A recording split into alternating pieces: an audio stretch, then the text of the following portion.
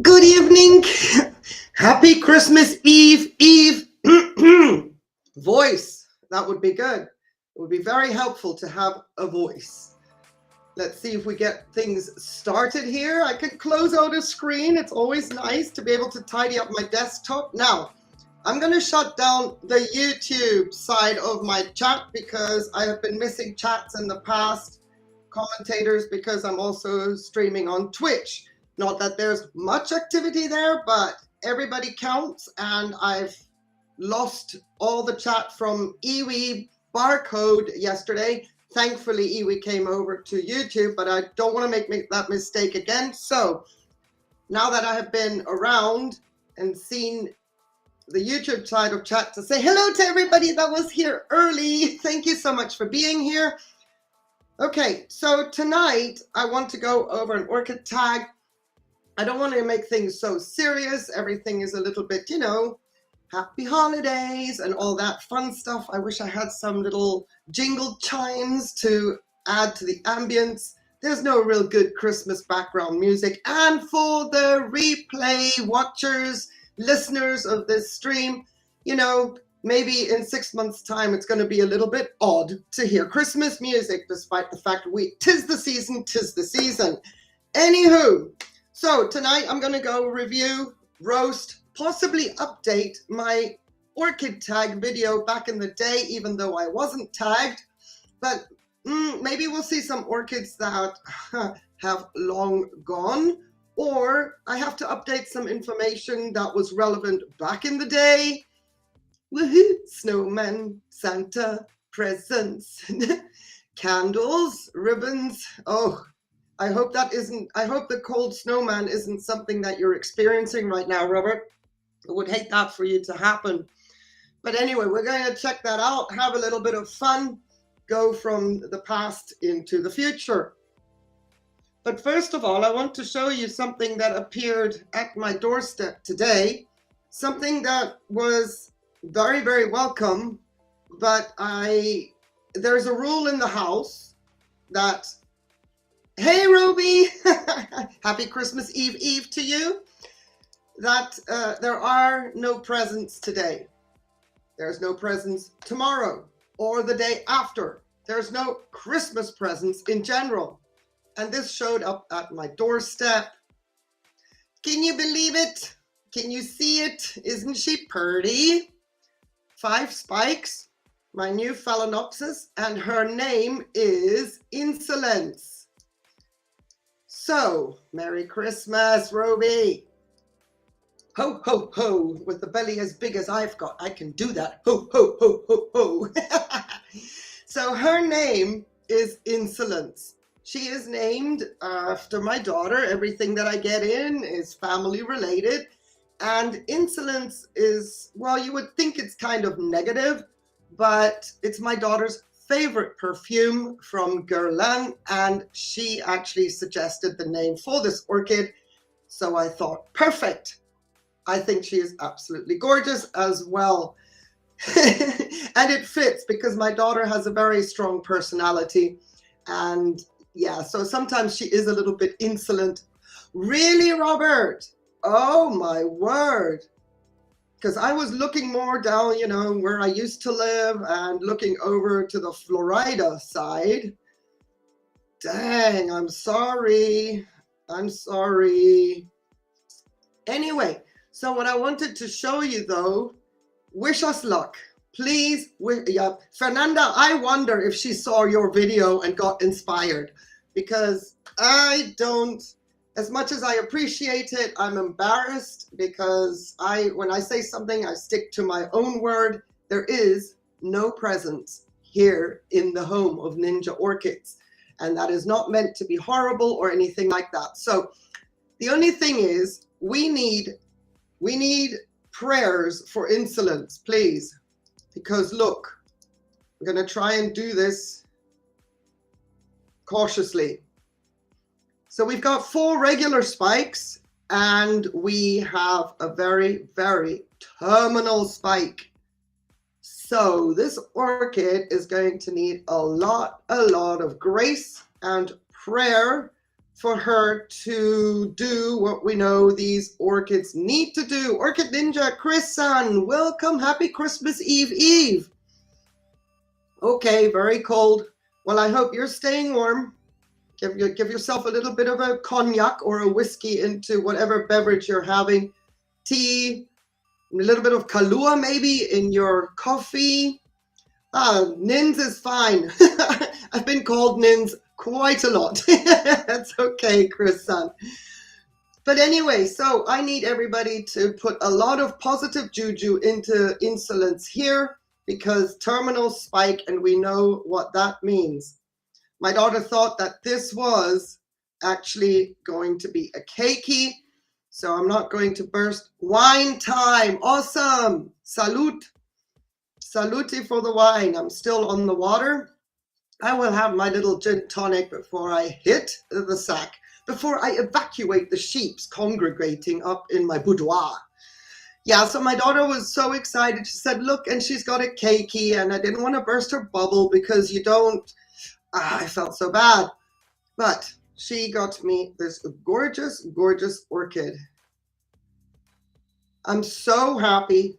Yes, I am happy, even though I did say no presents.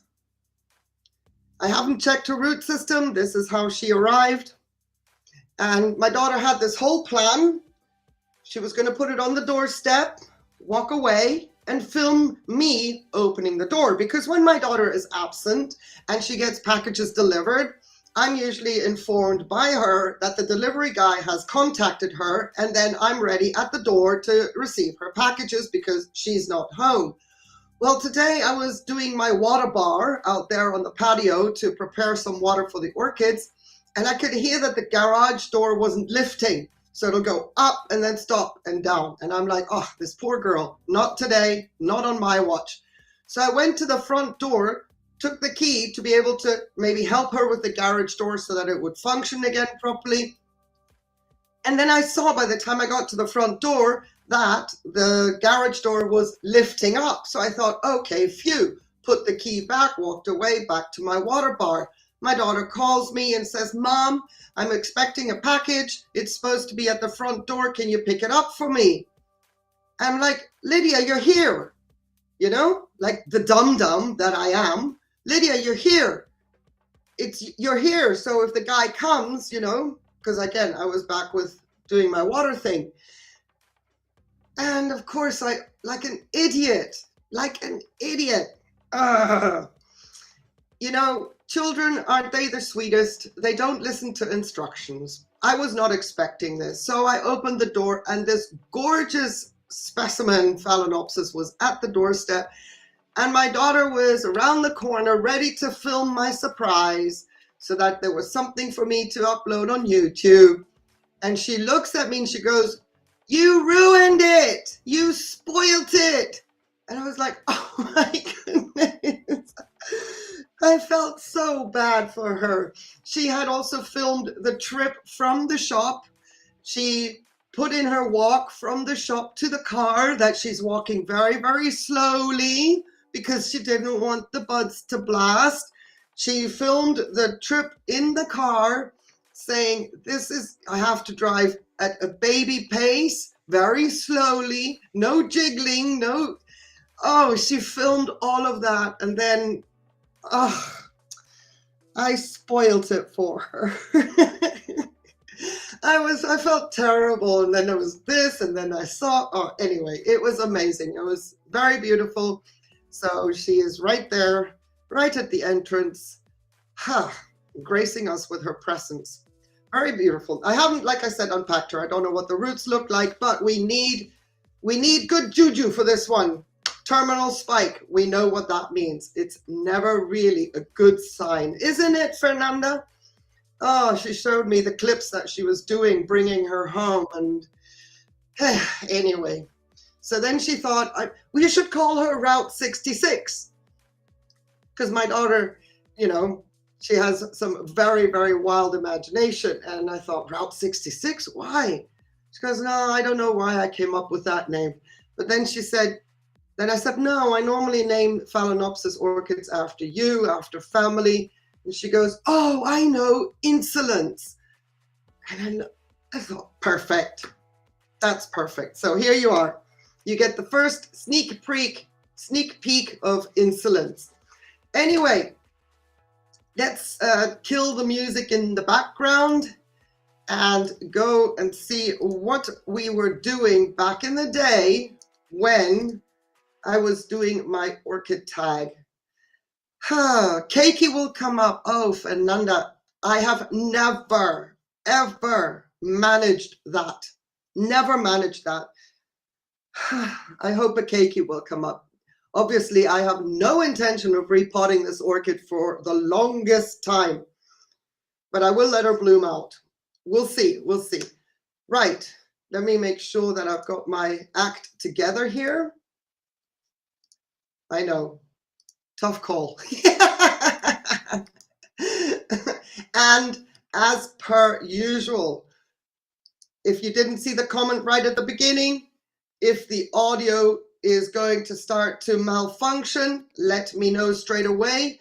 Please use the channel name because that will show up orange at my end, and then my eyes will pick up on that faster. I hope everything goes well. By the way, Fernanda, thank you once again for your feedback about yesterday's stream. I appreciate that very, very much. Let's hope that tonight goes along the same lines. So now, fingers crossed from Roby, much, much needed. This would be a first if I could get her to survive. Oh, and by the way, if you hear funny noises from reverberating from the mic, that is not audio interferences. That is because two pups are at my feet and they've got their Christmas bones. Just, I hope that they don't start switching them up on each other and that we don't get some kind of a bone war going on. That is the plan. Anyway, if you're so inclined to join me, let's have a quick review of the Orchid Tag Ninja Orchids. I was not tagged. Nobody knew that I had a channel, or maybe very few people knew I had a channel. And these orchid tags were growing around. And one channel, which I mentioned in this video, I do remember that much, said that if you've never been tagged, exactly, the two dogs. If you've never, and by the way, no, it wouldn't be my stomach. I also got a beautiful Indian Christmas dinner, so to speak. It was a takeaway from an Indian, my favorite, a spicy jalfrezi. I'm set. Anyway, so yeah, so that last channel that did an orchid tag hasn't uploaded in ages, said if you've never been tagged but want to do a tag video, then go right ahead. And I thought, yep, that's my green light. I also thought this is a perfect way to introduce myself, answering the questions of the orchid tag. And let's go and have a look-see. Now, if the volume is too low, let me know. Okay, I have not been tagged, ever. Why would I be? Because I have... I'm sorry. Oh, wait. Oh, gosh. I'm sorry. Again, this is awkward. I am so about I cringe when I hear those. I'm going to have to ride this one out. But I do cringe, and the editing wasn't exactly eek, and Ciliano comes through quite loud through the headphones, at least on my end. So I'm so sorry. And this orchid, we might as well say right away, she is not with us anymore. Well, both of them aren't. This is Orange Nugget. I think it was Rhyncholalia cattleya Orange Nugget. She is absolutely beautiful. One of them were fragrant, but she was never a happy orchid, even though she looks great right here. But eventually it turned out, I think, that she was a bit virused, I think. And then to treat the virus, which you cannot, but I thought at the time I was going to at least do something. I did a copper treatment and I went overkill. And it took 2 years, maybe even 3, before I decided, no, the kill was my doing. That was the end all be all. Anyway, she's not there with us anymore as far as videos go. So I'm just going to jump on the bandwagon to make this orchid tag because... Hey, Amina, it's good to see you. Hey! Happy Christmas Eve, Eve. It's actually a great intro to a new channel and who is behind it and why. Additionally, there were the nudges from Bennett Riley, who Bennett Riley. has a YouTube channel. That channel, Bennett Riley. To my understanding, he hasn't uploaded in a while, but he also has great terrariums with dragons and snakes and geckos and good fun stuff. Channel under the same name, Bennett with a double N.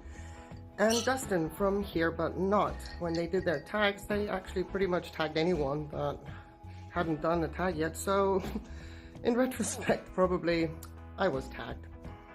So there was a lot of tagging in that sentence there. So let's just... We're doing really well so far without the as and all of that business. I love the fact my lights are on because those were the days. And I still have this one, the Yokosuka story. I've got some spikes. Brea! Woohoo! Hey, it's good to see you. Happy Christmas Eve, Eve. Speaking of the replay watchers in 6 months from now, if it is July, it is actually Christmas Eve Eve. So even though I don't have the setting, the channel styled for Christmas, that's why I'm saying what I'm saying. So you're welcome. But I still have Yokosuka story. I do. And that the new growth of the season is pushing a spike, but they take forever to develop. And here we have Brassicatlia Gyrakiku, which at the time was doing really well, and I botched it up. So now I have a piece that is still holding on, and fingers crossed that she's going to stick around.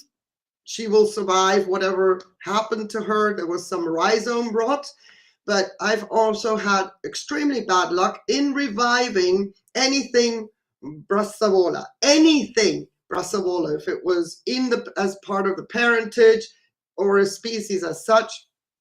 I found it extremely difficult. So fingers crossed for this one as well. Move on. I'm not going to be in front of the camera anytime soon. Still not.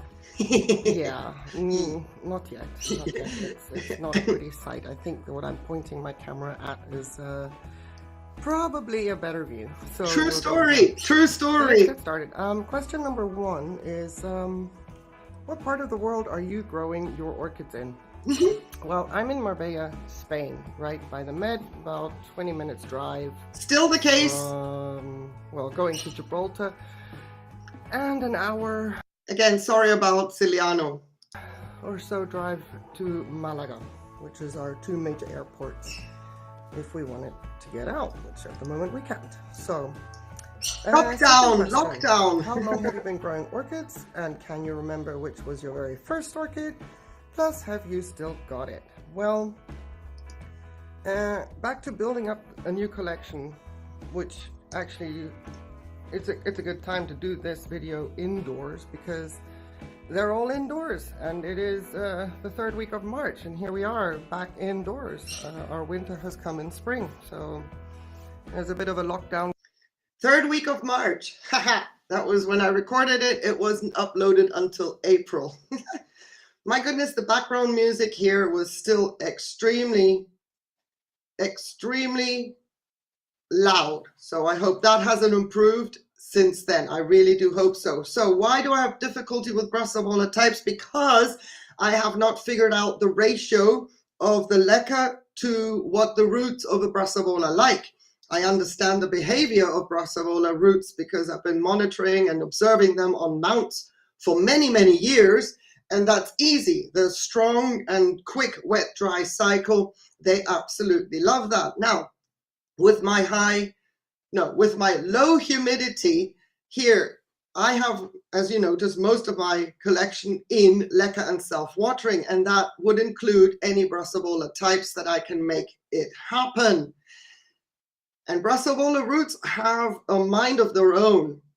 So when there's a root not ready to absorb water, the velamen needs to be adapting to semi-hydro or leca and self-watering very, very quickly, which means that actually in a wet-dry cycle, the velamen of the first season, the new growth, has time to adapt according to what the Brassavola normally does. And the parentage is so strong when it comes into the cross that the roots of any cross, depending how far back the ancestry goes of the cross, the hybrid with the Brassavola parent in it, the parentage is so strong that actually the characteristics and behavior of the roots take precedent in this as a hybrid. 1 year of care and nothing. Yes, more light is at the moment all I can say, but 1 year includes acclimating your orchid. So think about that, Amina, as well. I know as long as they are growing, know that your Brassavola is getting stronger, and at least it hasn't stalled in the process of acclimating. All right. So 1 year is normally what I give a species orchid, unless by some fluke the timing was so perfect that the acclimating matched exactly where it actually came from originally. Okay, originally being the nursery or wherever you bought it. So that 1 year doesn't mean anything. Watch, it's going to be fine. As long as you've got your light levels up, if you see a little bit of anthocyanin, you are going to see some blooms. I promise you. Okay? So the Brassavola roots are the key to growing Brassavolas and Brassavola hybrids successfully in leca and self-watering. Your other cattleyas are blooming. Well, maybe they are hybrids. If they are species, you've got a blooming size. They didn't have to acclimate as much. Like I said, Brassavolas, it's a thing. It's a thing with them. They're beautiful, but they do take time to adapt. Promise, 1 year is nothing. If you get blooms in the next growth cycle, that is fantastic. So Roby says, I've been really lucky then getting mine to bloom. Yes, you have. Let's see now that we're transferred into pumice and self-watering. Okay, I will keep my fingers crossed, especially if you are an indoor grower with heat mats. Okay, there you go, Amina. You have hybrids, the other cattleyas. They are bred for the reason of being easier to get to bloom and grow well.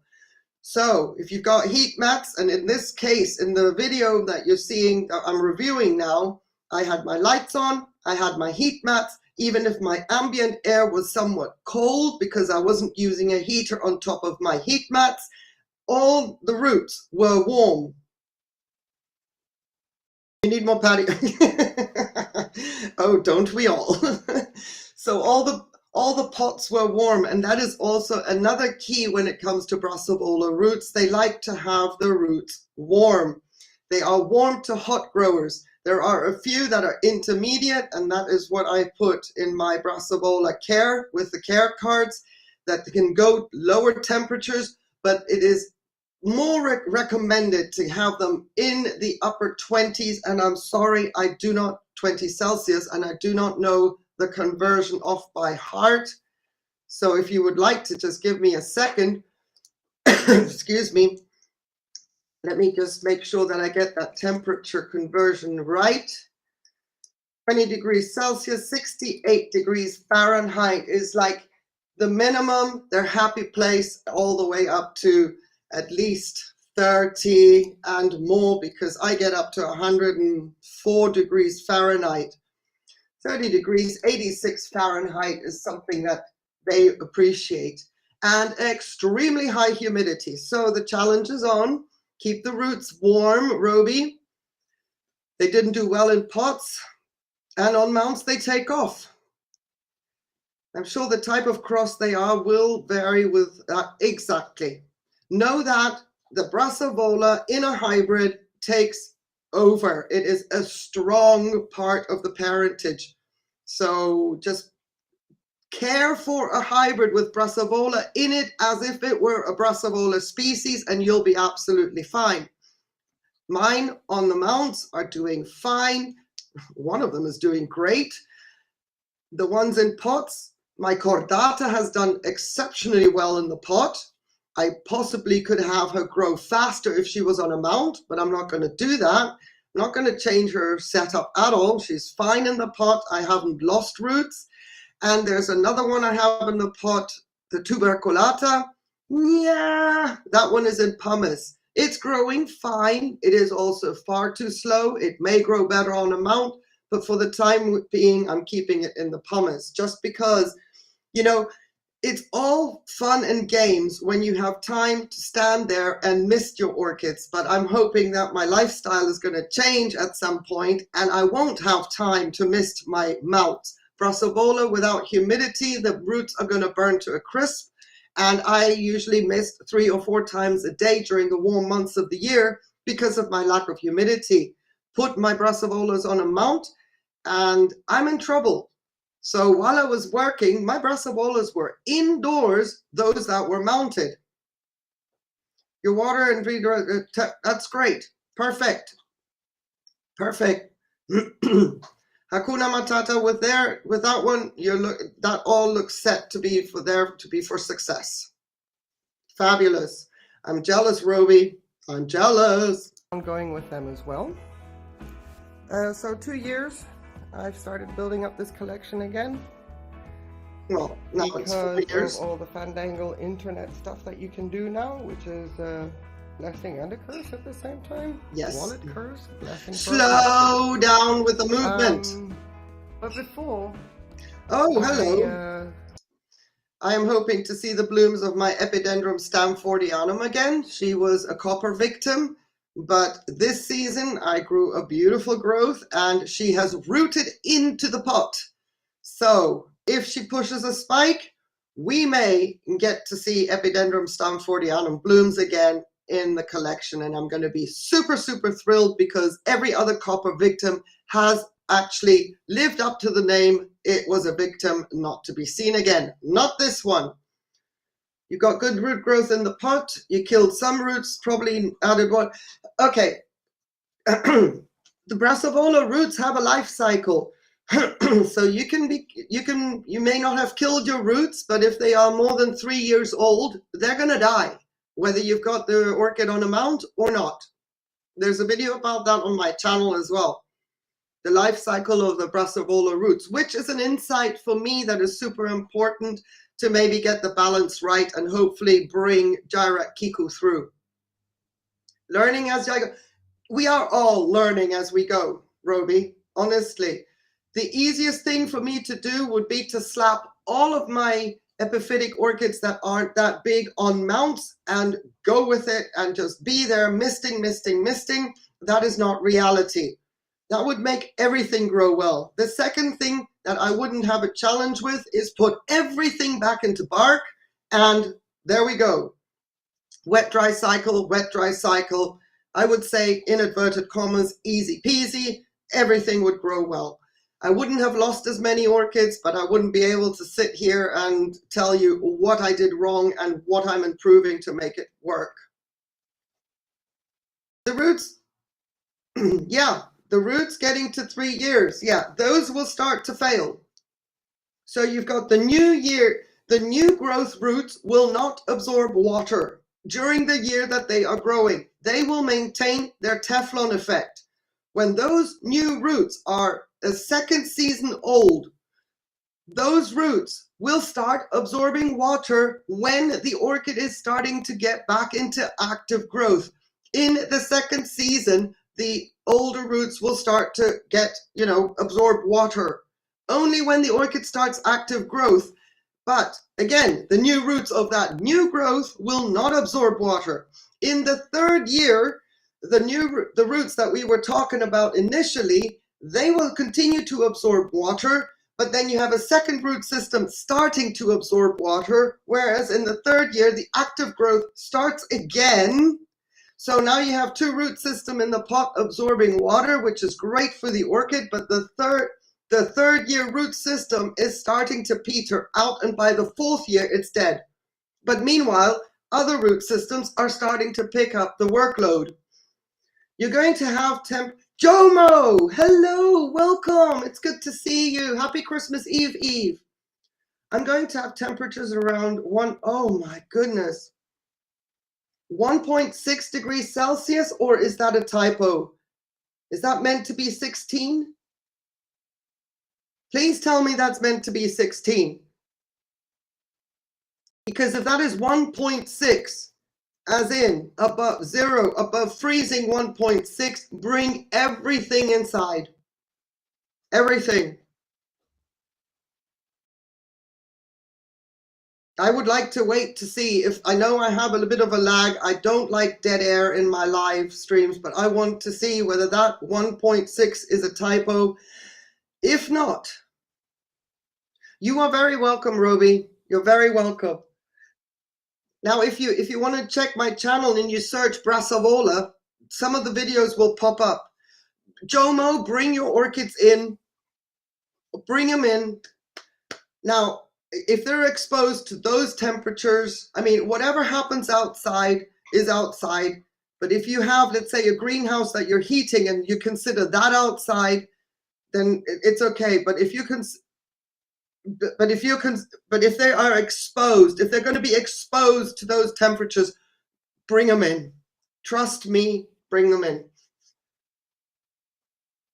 You saw them? Okay, good, good. And I hope that it makes sense, because sometimes it's a bit difficult for me to, I could have brought up the whiteboard, but I wasn't sure how long I was going to get into the discussion here. But good, I'm glad you saw them. Then it made sense, yeah?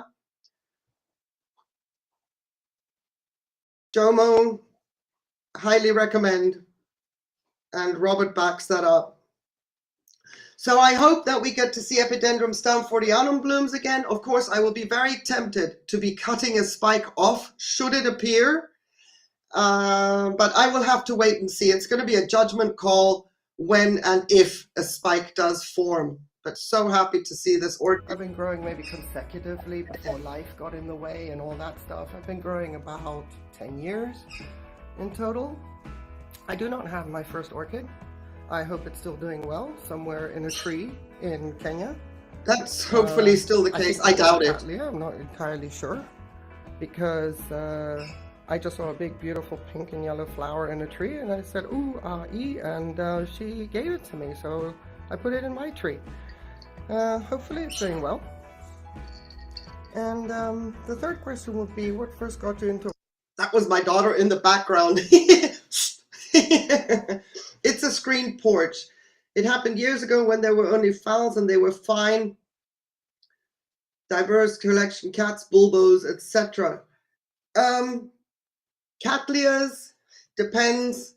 Some species can go low, they can tolerate it. If you've got Laelia purpuratas, for 2 nights they'll be fine as long as the days pick up in heat. That is a must. You can't just have low temperatures and then not have a balance during the day. Bulbos, no way. No bulbos outside in those temperatures. Generally, and I'm working on a video for bulbophyllums, but generally bulbos are warm to hot growers. Now there are some cool growing ones, but they are very specialized.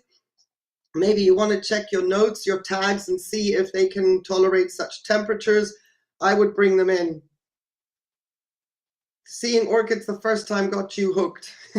Yeah, there you go. You've answered that question. You can, which is a great idea, Robert. Answer the questions as you see them on the screen in the chat.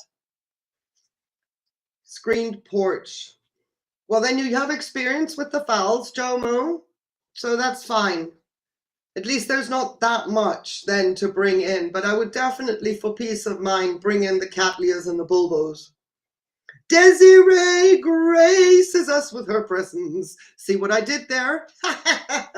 Happy Christmas Eve, girl. Anna Reiter. Guten Abend, guten Abend. Ich hoffe, es weihnachtet sehr bei dir. Oh, Desiree, so good to see you. You needed something to do, Chris son. Gotcha. And I hope that it is fulfilling that void. You're not on your handy, you forced a friend to check, you are online. Oh, yes, the Chris Kindelmarkt. 17 of them. Oh, you are busy. Well, you're busy. I think it's wonderful. Merry Christmas to everybody. Happy Christmas to everybody. Season's greetings as well. Happy holidays and happy Hanukkah. if you fit in those categories. And anybody who's not celebrating, wow, it's a weekend off. There's a reason to celebrate. Yes, any intermediate or warm growers should be brought in and protected. The bulbos are just finished flowering, so surely not in the mood for any. No, definitely not. Definitely not. Awesomeness. So, what got me? Growing hobby. Well, actually, it was the first orchid with the pink, beautiful yellow flowers. And Still the case. I had to have more for my tree and managed to get some more cuts from. Oh, yes, that Cattleya, that was the start of it all. And I didn't know it was a Cattleya at the time. Now that I know and remember the bloom, it was a form of Cattleya, but I doubt it was a species. Here we have Chantilly Lace Twinkle. Oh, that is, oh, I love my Christkindlmarkt, but only if there is some of the glühwein and I get some pretzels and I'm bundled up nice and warm with a big fur coat, gloves, big moon boots, and only my cheeks are poking out. You kind of have to push me into the car, and I kind of, as long as, you know, I'll be dressed to the nines, bundled up. I'm actually standing in the car because I can't sit down. That's how I went to the Christkindlmarkt. Oh, yeah, you and your fabulous environment there. I've got some of the mini bulbos that have been growing well, but they're cuttings from Matte by Nature, so I'm hoping to see some blooms coming out of that. So Chantilly Lace is doing all right. She was actually almost a goner. This is Brassavold. Wait. Little Stars right here. She is a goner. She's no longer with us. A rescue that I couldn't make happen. Of course, with alcohol, because it keeps you warm. That's my excuse anyway. But the moment then you go home and you hit a heated living room, woo, that is when the alcohol starts to take effect. While it's outside and you're having your glühwein and another one, because, you know, the glühwein will only stay hot for so long. So you're drinking relatively quickly. That's my excuse. And then you go into a warm surrounding, you unwrap, unpack, and then you sit down, and all of a sudden it'll take about 15 minutes, and it's like, what happened to my legs? Where are my knees? Oh, fun and games. Good stuff. I'm happy to hear that you had a great time, Desiree.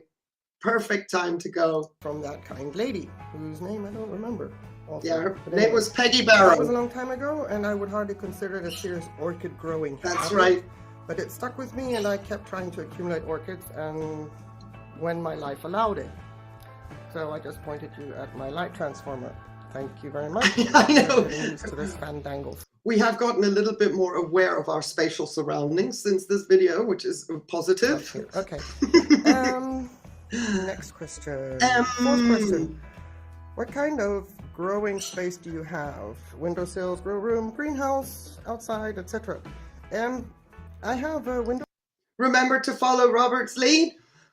Answer the questions in the chat as well. And possibly nothing has changed based on, well, maybe the lights and the heat mats, depending if I mentioned that. I have a dining room, if that counts as a grow room.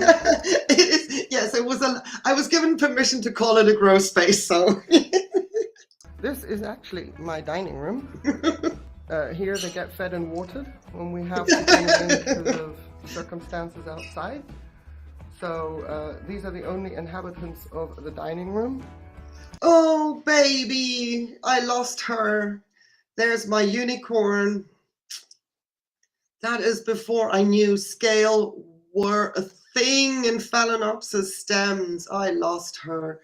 And here's Sogo Vivian looking beautiful and lush until scale hit her as well.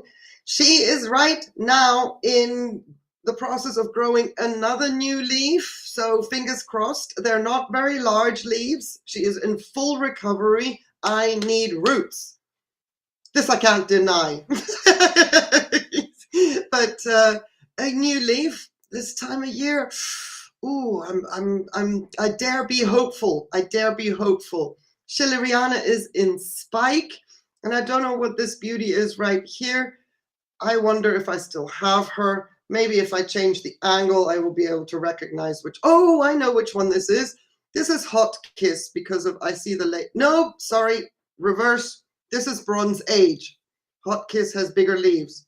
I see the label here. It's from Schwerter.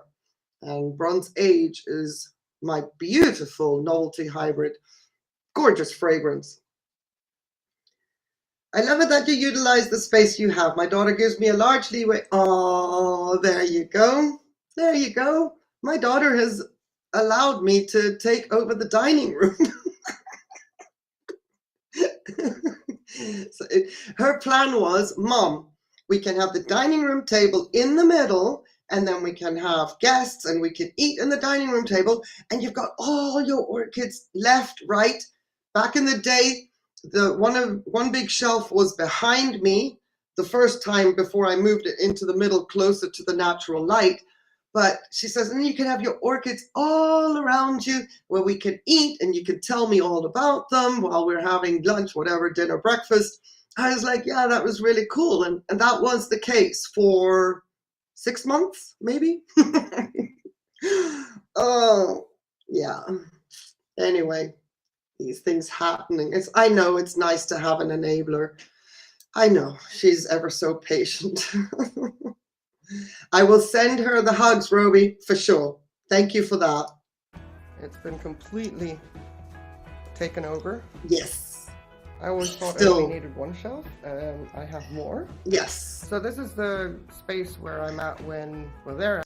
And that is the comment before I got the shelves under the stainless steel shelves you can see here to the left. So the rack underneath that was not in existence at the time. We'll see, I think. It's not ideal outside. Otherwise, I'm mainly growing outside. All the cool growers, they stay outside, and then we do a switch when it gets too hot for them inside. We do a switch when it gets too hot for them outside. We bring them in the summer, and then there's absolutely no sun. Hints of dyslexia still in existence. Coming into this room at all. In the winter, it will actually go all the way to where the Roy Tokunaga is over there. Almost lost my Roy Tokunaga. Has some very weak, spiddly new growths, but now we've got roots in the pot again and is in spike. So what you see here now, it's actually half the plant. There were 2 plants in the pot. I didn't realize until I did the repot. The second piece did not make it. It was an orchid invasion.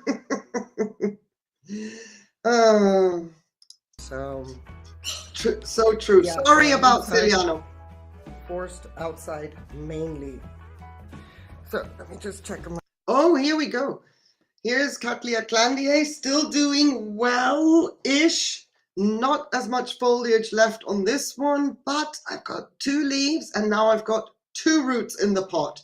So this is me changing her setup from this is leca and self-watering, getting the ratio wrong, trying to save the orchid, and she is now in semi-hydro and lava rock, trying to get her right. If I want to save this orchid, I just need to put her in bark in a pot and I can save her.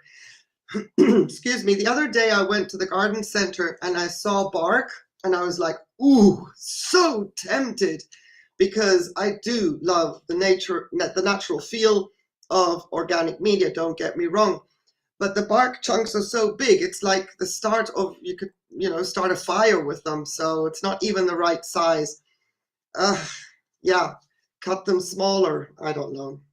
That means the whole baking or the sterilizing process is, you cut one side, all of a sudden it starts to, degenerate and quicker. I don't know. Anyway, there was a bag of bark and I was tempted. My notes here. 5th question. How many different types of orchids or genera do I have? I'm not going to list them all because of all this naming stuff that's going on. My app tells me I have 79 genera. Now, take that with a pinch of salt, because at the end of the day, all these genera and all these funky names. Woohoo! Very distorted picture. I do apologize once again. But here we have Paphiopedilum Iona, my first ever bloom that I grew in my care for this orchid. She has since done superbly, and she is already chucking out another bloom. And I'm saying singular because I got her to bloom 3 blooms, last year 2 blooms. Right now I'm only seeing 1, so I think she needs to be tickled around the feet. She needs to be repotted. If only just to take her out of the pot, tickle her feet, put her back in the pot. Because, you know, from 3 to 2, yeah, you can say conditions can be an issue. If I only get 1 this year, I'm like, yeah, you're up. The same with my No ID Paphiopedilum. 2 years in a row, 1 bloom. Methinks it's time to disturb them. Too many. But obviously, Simple. I mainly grow the normal ones. If they haven't been changed, the name hasn't changed, etc. Oh, my favorite. Layers, the Dendrobium. Kikuchi Happy Field. The Phalaenopsis, not so good at that. Getting there, learning. What else? Oh, Vanda's New Phoenicias. Back in the day, learning about the Phalaenopsis. And who has those pretty roots? Yeah, those were the roots of my Vanda leopard yawn. I'm trying to rescue it. Those were the days when the size was still, let's say, manageable for me, and my water supply wasn't an issue, and before the copper apocalypse. Neophoenicia here, this is my Neostylus, Loose Neri, doing fabulously, has 2 new fans since this video was taken in 2020. My Neos aren't doing that well because I got some crap quality, and for 2 years now I'm just trying to make sure that they actually survive. Let's hope that it's still the case. Better. Still looking for them to survive. Just some basic ones that everybody else grows. In your face. And you look at the in your face. Fastuosa here. She is doing great in her little orchid top and growing another leaf, which is surprising. Maybe she's going to skip the blooming this year. Very surprised to see a new leaf so soon, but I'll take it. Your hairy pig, Monsieur Robert, I have to tell you, there's a shadow in the sheath. Hair pig is not getting moved in and out at all. It's on the top shelf of this rack, and the sheath is facing in such a way that I can always have a light reflection behind it, hopefully to train whatever's going to come out and doesn't blast into the right direction for a beautiful presentation. But we've got a shadow and it's filling up fast. Names and everything, 79 different ones apparently. Do you know how many orchids I have? Yes, according to the app, which I am quite rigorous, I maintain that. I am not maintaining it anymore because since then the phone with the app on it, original app, packed up, even though I had everything backed up onto the computer. But until I had that fixed, okay, the orchid's name is Hair Pig, not Hairy Pig. Now, the Gulf Green. Gulf is a Taiwanese, I believe, nursery. There's a nursery called Gulf, and I believe Gulf Green. I'm not entirely sure. Don't quote me on that, but I know the name of the nursery is Gulf. Hair Pig, I have no idea. Absolutely no idea why anybody would call an orchid like that Hair Pig. Now, we can stretch it out a little bit and say, well, because the lip is so frilly and so shredded, it looks hairy. But pig, I don't know. However, in that culture, it is possible that this orchid was crossed during the year of the pig.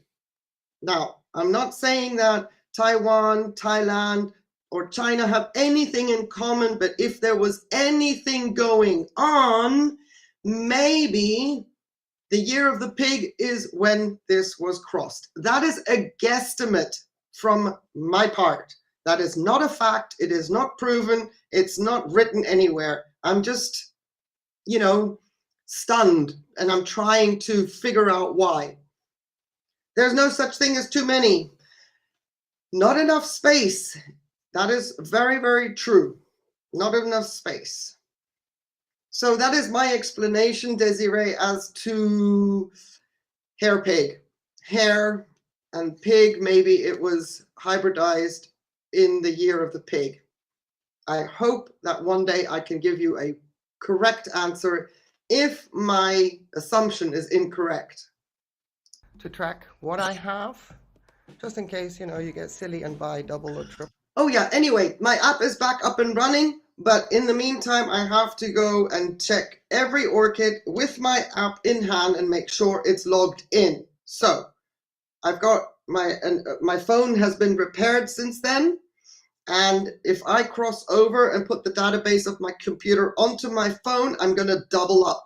It can't just update the new parts on the computer to the app. It just transfers everything over, which is a nuisance. So during the first 2 weeks of January, that is what I'm going to be doing, because everybody is going to be out inside as our weather is going to go downhill fast. It's going to be radical. You're very, very welcome. Jomo says, if it's like the green pig, not sure if that's the name right, I've seen around the sepals are broad at the base, but some to the rounded point and look like pig ears. Huh. You got a point. You have a point. I'm going to remember that. Hey, Evie Barcode, I see you. I see you, and I see you on Twitch. Ha! Guess what? I learned my lesson from last night. I'm so happy to see you.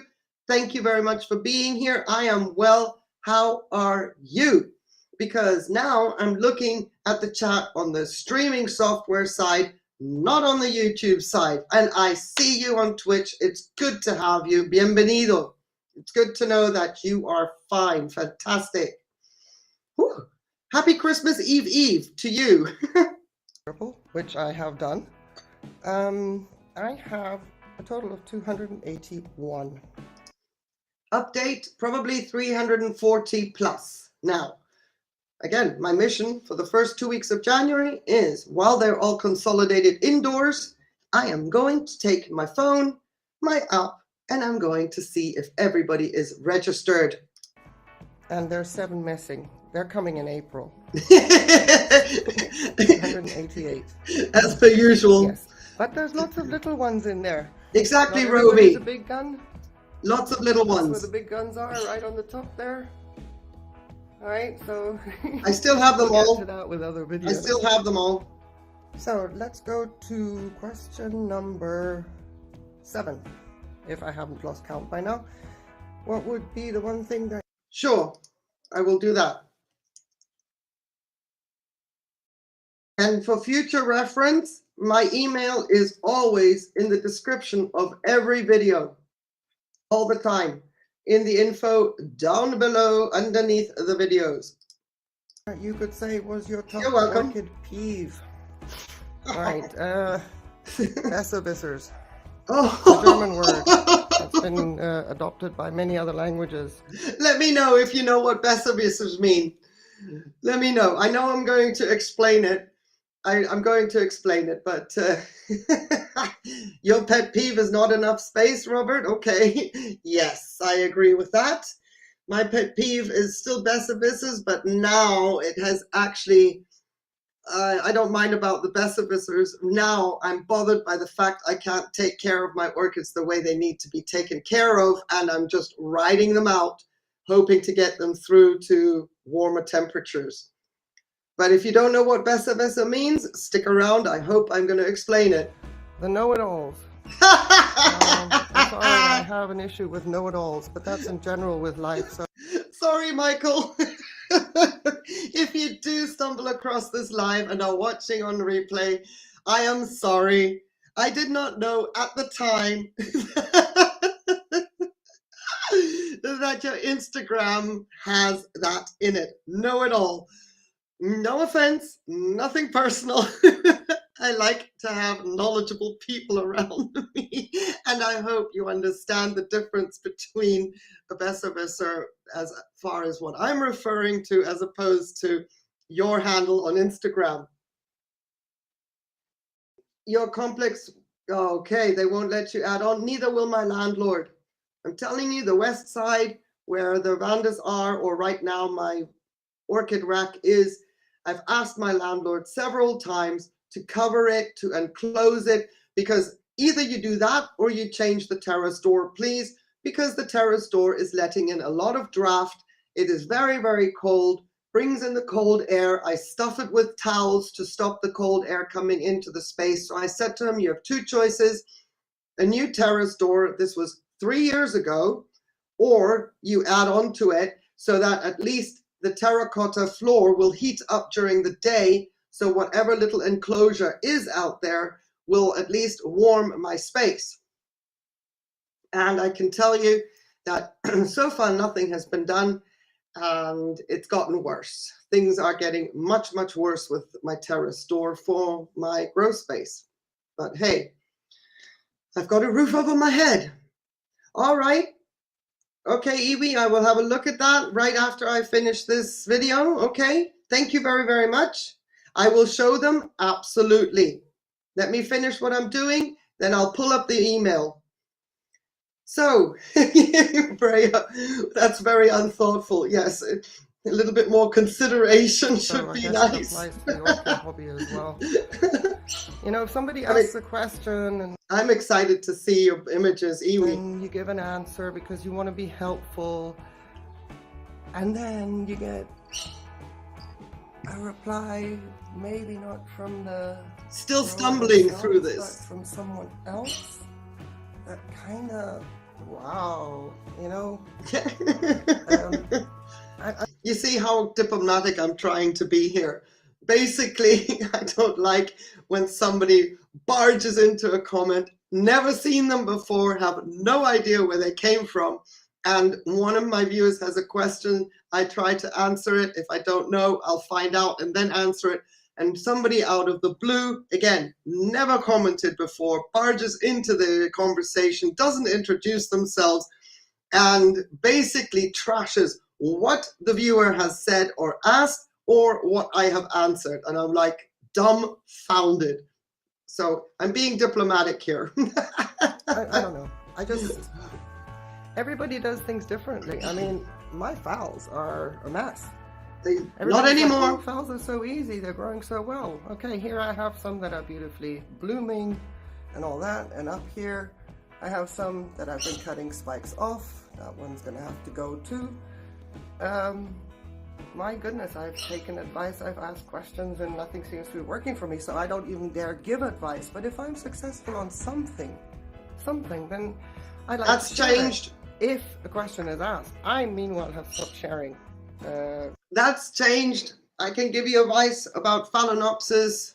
I can give you advice. I'm so happy to be able to say, I can give you advice. It's the same orchid, Rhyncholalia Gulf Green Hair Pig. Yes, it is. Oh, here we have Marianne Dark. I have to, Brianne, Melissa Brianne. She is in, no, she's not in spike yet. My wildcat is in spike. Yes, definitely, we will definitely do that. I'm excited to get there. Kind of advice or whatever, unless somebody clearly asks, and if I have something to contribute, then by all means, I mean, I do. But it's these besserwissers that really, really put me off. Oh, let's have a look outside. Look at the jasmine.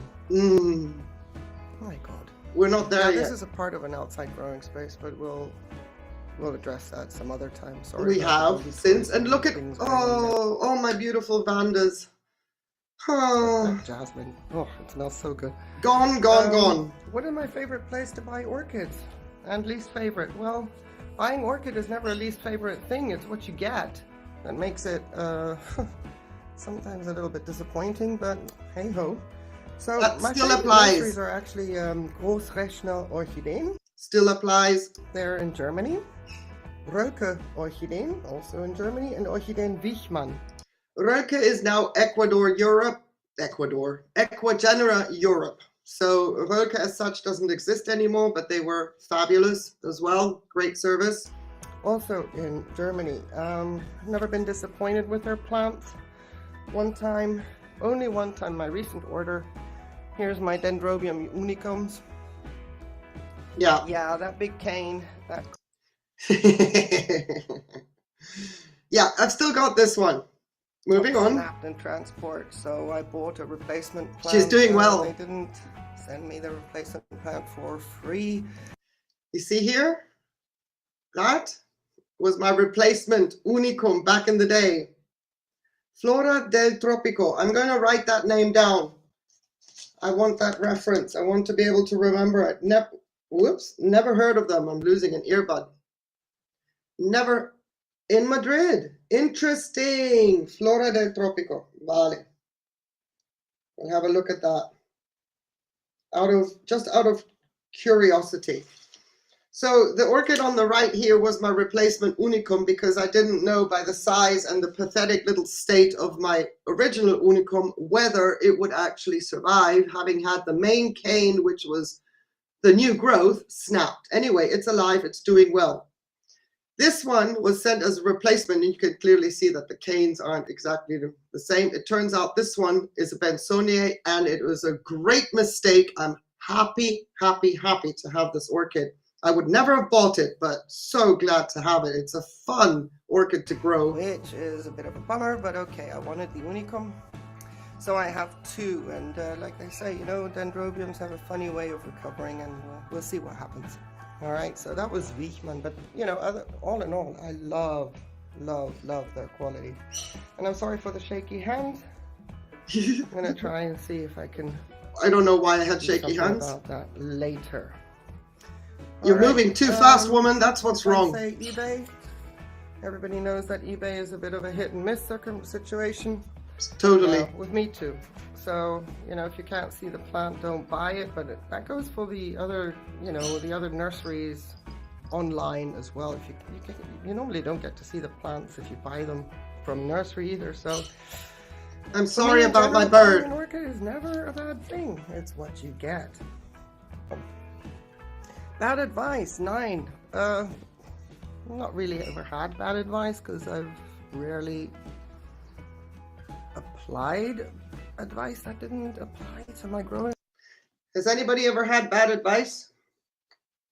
Because this still applies, what I'm going to say now. Environment, so there was no need for me to kind of ask. I'm kind of a Google nut. Still am. I Google things and try to figure things out. So no, can't really say anything about bad advice. Thank you, Roby. Out Thank of you. the orchids you own, which are your favorite 5 orchids? Try to include them. This is going to be interesting. Okay, so with the top 5 of my orchids, I'm showing you my Cattleya maximum. Yay! Currently still applies. But look at here. This is promising. We have Still applies. This was the winter growth. It matured. You see? For those of you watching this video or the stream, the replay, this is with full lights on. This is a winter growth. I can apply my fertilizer, got my heat mats. This orchid doesn't necessarily need heat mats. It just so happens it was on a heat mat. But having said that, beautiful growth, filling up with a sheath to bloom. The orchid itself now doesn't have these luxuries. My winter growth, I don't have a winter growth anymore, let's just say.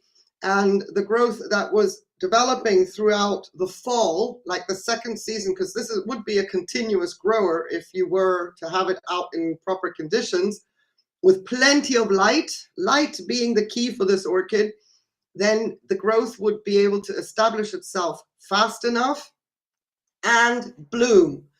So there's not like a spring, summer bloom cycle.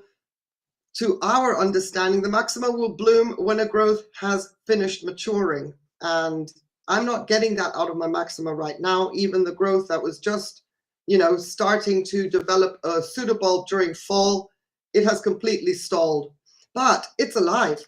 Throughout, after it finished blooming last year, this is what it grew in the winter. And look at down there. Look at that. Another one. You see? Another growth. Here's the summer. This would be, in my opinion, already a specimen size orchid after 4 years. Based on my last 2 years, it's not going to happen, but she's alive. Summer growth. So I love this. Cattleya maxima. Last year I got 5 blooms. Oh, and the fragrance is divine. Maxima because of my son, Maximilian. Yeah, and it's a beautiful, beautiful, beautiful species to boot. So And easy. one. Alrighty then. Instead of bringing them all out individually like I do Okay. with Maxima. I read your comment, Cattleya Schilleriana. Okay, that's fantastic, and I am hoping that my Cattleya Schilleriana will start to become as vigorous as yours. She's still alive. I brought them out already, and we'll go over them one by one. So these are the other 4 of my favorites. Yes. Brassavola, Orincolalia digbiana here. Fantastic to see that this time she's bloomed out, and she has got 2 growths maturing, 2 she's this year. Again, last year I only got 1 bloom. The year before that I had 2. Conditions have changed. Obviously, I'm so happy that she looks to have 2 sheaths. I hope both of them will be full. Love this orchid. Has just finished blooming, and what a bloom it was. The fragrance was amazing. It felt We can move forward a little bit. We don't need to hassle, because I agree with everything. green, And we already know, there we go. but never mind, because next to it is another one of my favorites, and Yeah. this is Gulf Green Hair Pig. Still applies. Yeah, so if one of the parents finishes blooming and then the other one takes over, that's great. There we go. That's the piggy ears. I see it. I can see what you're saying, Jomo. Just add ice. I don't know what you're referring to, Robert, but I can keep up with the rhythm as far as I'm concerned, because that gives me 6 weeks of this beautiful, beautiful flower. Now, this one for me hasn't those got were that not much my of a birds. fragrance just yet. I just found it remarkable that it has like a blush, a pink blush in the lip, and here on the tinges, right at the side here, there's some pink as well. Well, you can't see now because my finger distorts it, but I don't know if you can see. There's like a little pink tip. Focus, focus. There. All right, so I really enjoy this one. Yeah. Same reason. Still do. Upright. Still here. do. Haha. Yeah, I like my digbianas. I think they're gorgeous. When push comes to There's a pattern. I still have this one. This is Coilostylus ciliaris. Actually, it now has a name. At the time, I didn't know it has a name. It's the Rhincodendron cavalgata and verde. How long do the blooms last on the digbiana? A good 3 weeks. Easily 3 weeks. And you can say 4 because they very, very slowly peter out before they collapse. Very, very slowly. But to look pristine, beautiful, and that gorgeous fragrance, definitely 3 weeks. to shove. If I have a little bit more space, I'd like to have some more of the digbiana crosses. Yeah. This one bloomed beautifully for me last year, and I will put a picture up. I love this orchid. Beautifully. Still It was applies. very, very teasing because it was sheath after sheath after sheath. It was like a bract within a sheath with a bract under the sheath. Like, are you going to bloom, or what are you doing? So new growth for this year, because I do want still love to it. come up. She is a bit of a crawler. But for now, Let's move along a little and then bit. this one is the Roebling, and it is the named variety of blue indigo. Yeah, well, if you've been following my channel, my Roebling is officially virused. I can see all the symptoms very, very clearly now. What I considered could be a sunburn. It wasn't a sunburn even to begin with, but that thing is getting bigger and bigger and bigger. Yeah, she did not tolerate the change of conditions from 2021. So she's going to be gone. But I have to do a video about that. I have to actually close that chapter. She's still got green on her, but yeah, my beautiful blue indigo is not going to be with us for very long. Love it. Just love it. This growth here started in the winter, but it's only just now really kicking off, making its move. And then the apocalypse came. And this growth has just So got forgive me, 3 I don't. flowers of it last year. I'm not hiding anything. Cookies. Yeah, I'm not hiding anything. But you know, I've given you an update on this Here. one, so Beautiful flowers. yes, they absolutely are. It's the one that's most rewarding, the easiest to grow, and has absolutely no difficulty in transitioning into the leca. And I mean, these guys, I wasn't worried about, well, I didn't pay attention to new roots or new growth like I'm doing with some of my newcomers now. I just unpotted them, did the usual routine of, you know, getting new orchids in. I know, right? The thing what I want to do, I kind of want to wait until it gets warm enough, Fernanda, because if I think correctly, I may be able to cut one side off. I'm not entirely sure. Virus is a virus is a virus. It's we can see that with my weirdest orchid. Even new fans. Yeah, big shame. Yeah, but you see, look, a healthy orchid in the right conditions, it can live with a virus. My Roebling did for years. It was fabulous. It was a regular bloomer. It was awesome. The moment, if we wouldn't have known Roebling ever had a virus if the conditions hadn't changed. And if there is a moment of stress, it can be triggered by transportation, anything like that. Any kind of stress can trigger even fusarium. An orchid can live with fusarium. So yeah, it didn't appreciate the conditions that it has to endure right now, and the virus got a hold. There was not enough strength, even though there's plenty of structures. That doesn't, it just weakens an orchid, and not every orchid can withstand that. Question, when do you decide an orchid is ready for trash? I mean, ready to say goodbye. Okay, look, basically, if it is a monopodial and I am not getting any root growth, leaves are dropping fast and furiously, even if the conditions, and I'm going to answer this question based on the fact that the conditions are ideal, okay? If the conditions are ideal for the orchid, it's warm enough, it has enough humidity, got plenty of light. I'm not talking about seasonal because artificial light can cancel all that out. And leaves are falling on a monopodial fast and furiously. I'm not getting any root growth. It's time to say goodbye. It's just not going to happen, because without the leaves, there's nothing there to photosynthesize in order to produce energy, in order to grow roots. It's pretty much a goner. So that's when I'm pretty quick to, well, quick in inverted commas. I used to be super quick when it came to binning orchids that I knew had no hope. Now with the channel, I'm not as quick to bin them based on what I already know is going to happen, because maybe me documenting a decline and updating on the reasoning behind the decline, what I'm trying to do in order to maybe reverse the decline, all of that documented, it could help somebody someday. Don't know, but you know, I prefer to put it out there just in case, you never know. So I've been holding on to orchids for 9 months, a year, just because they still had green leaves on them, in the hope that if there is a recovery, I can learn, everybody else can learn. But in my heart of hearts, I already know she's out the window.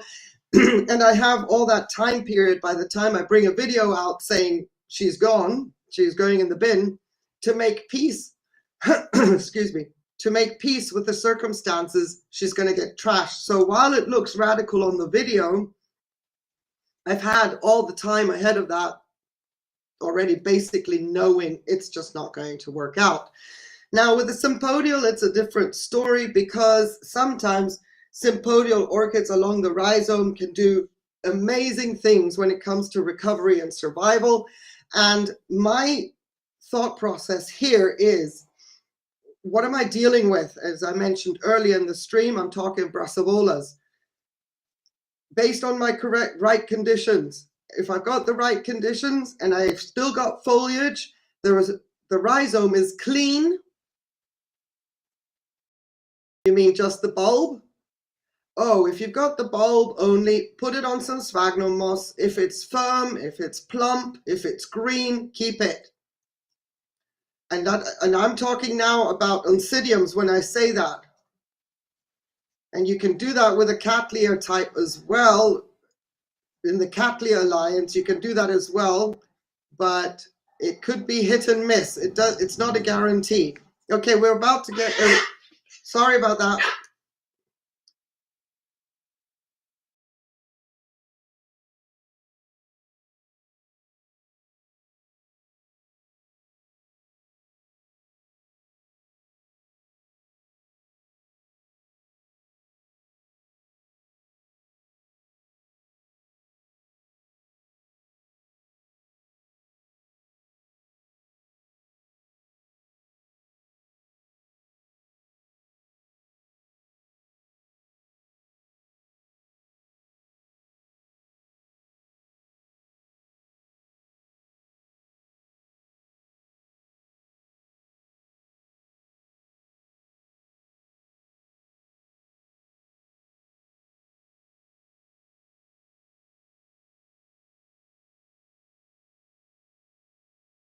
Yikes.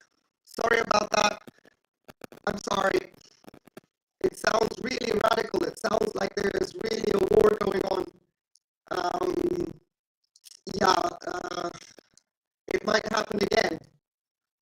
It might happen again because Baloo now is becoming a little agitated, and if I move my feet, he thinks I'm coming for him, whereas I'm not. He's just going to be a little bit more sensitive, so I do apologize for that. I thought it was a great deal with the bones, and I just had a feeling that was a big mistake, but it was already too late to take it away. I do apologize. So, single pseudobulb on a Cattleya is possible. High humidity, make sure that there's just no evaporation from the leaves, no transpiration. I would say almost 95% humidity around the entire structure, and it is possible, depending on be it the species, the vigor of the orchid, or be it a complex hybrid that is very, very vigorous. And now we have audio breakup. Oh, boo!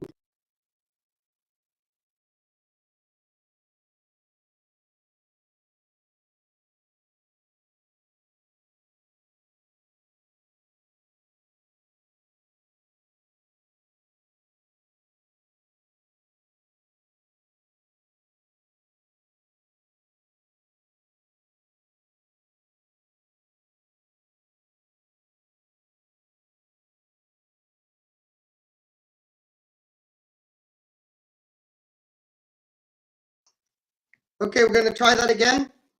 I just muted for a moment, and hopefully everything is going to fall back into place. Okay, there's a bit of a lag. You will hear me muted. I am back on air, but because of our 10-second lag, there is a bit of muting coming up right now. So I can type faster than the lag. Okay.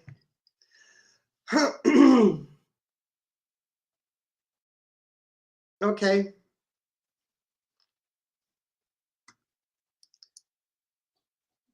I know, I'm sorry. Okay, just 1 second. What I'm going to do is play the video and see if it continues. To a collection, and I put them in the leca, and they took to it like I would be in a warm jacuzzi. They just took to it and took off. The Digbyana has already been repotted once, so that's already showing its love of it, and it had the whole root ball. It was all condensed and compacted. What I did was, even though the roots were good, in the back parts of the bulbs there, I actually made sure to knock off all the leca forcefully, even though the roots were fine, and kind of trim back at the back, while the new ones would provide. Michelle, happy Christmas Eve. Okay, I'm glad that the sound is back on. Now, this part of the video, I'm talking about what I do to create aeration.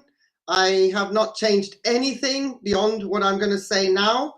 And I am a little bit nervous that we're going to lose the sound, the audio again. So If I'm skipping something, nothing has changed, because here I'm explaining that I take off a lot of roots, even if they are viable, just to recreate aeration in the pot, something I explain a lot in my repot videos.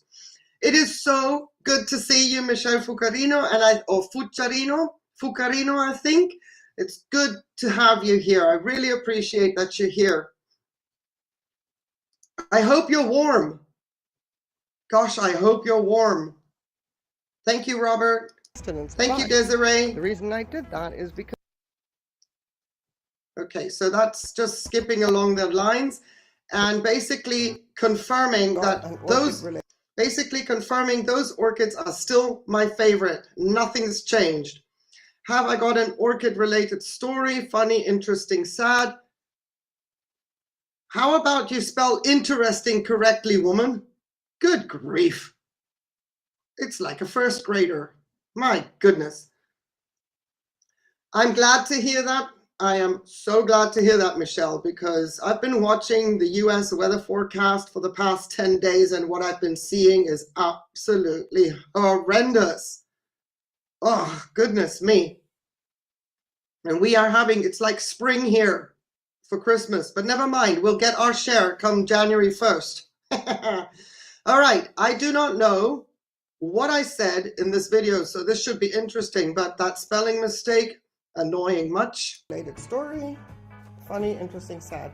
No, I can't think of one. I have been contemplating this question for quite some time now, and I'll be honest, I really can't.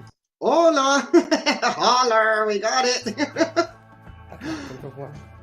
Oh, look at my little, my Prostechia here. Look at her, how small she was in 2020. My goodness, she's been repotted, I think 2 or 3 times by now. A beast of an orchid. Amazing. So I can't even update you on a funny, sad, or interesting orchid story, depending. Brea, that's insane.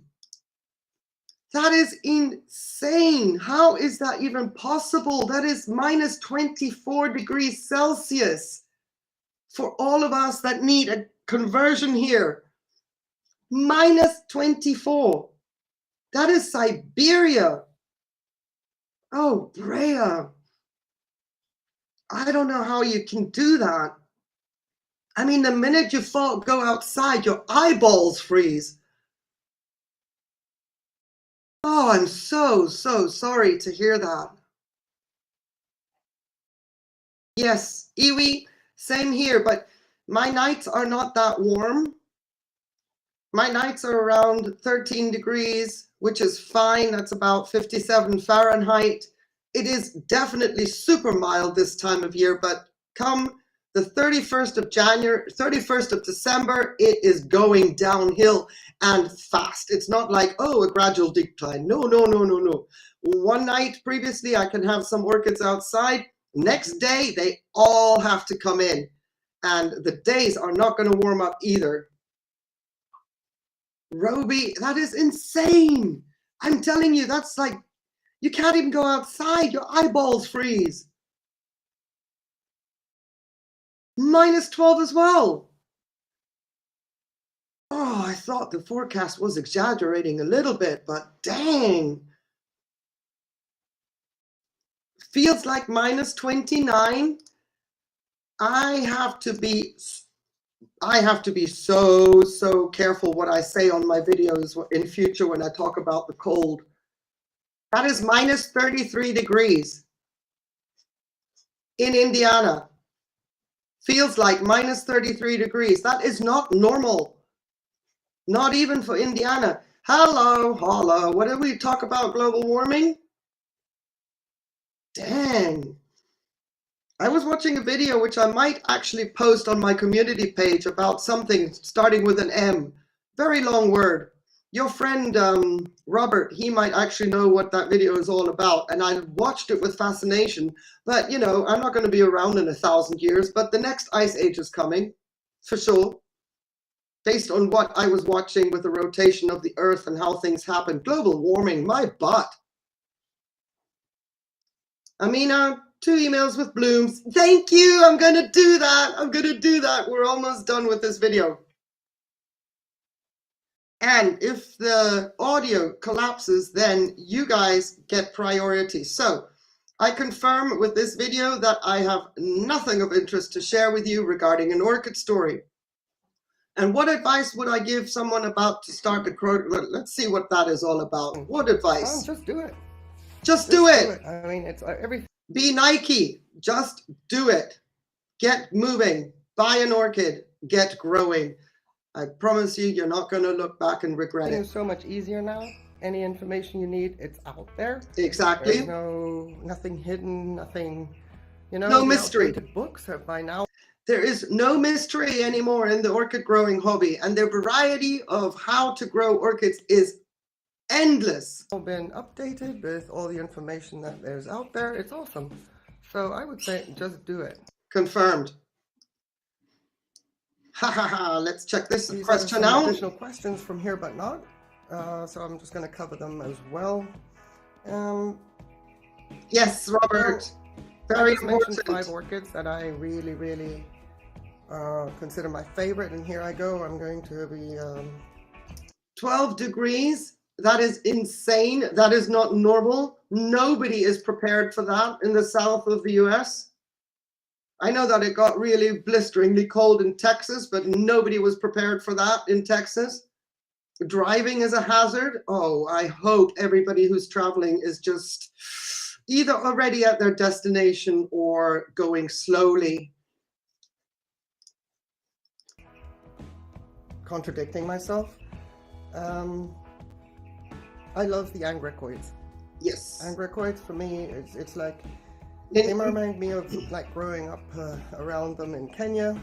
Mini cats and Tolunias for Robert. It's a memory thing.